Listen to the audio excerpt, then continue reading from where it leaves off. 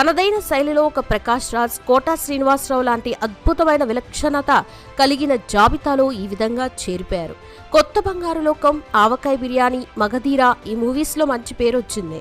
Leader, Khaleja, మిరపకాయ్, Badrinath, పిల్ల జమీందార్, గబ్బర్ సింగ్, జులాయ్, సీతమ్మ వాకిట్లో సిరిమల్ల చెట్టు, షాడో, ఇద్దరమ్మాయిలతో, బలుపు లాంటి మూవీస్లో చేసి రావు రమేష్ లాంటి నటుడు టాలీవుడ్లో ఉన్నాడని చాటి చెప్పారు. 2015లో ముకుందా మూవీలో నటించి మంచి పేరు, అవార్డు తెచ్చుకున్నారు.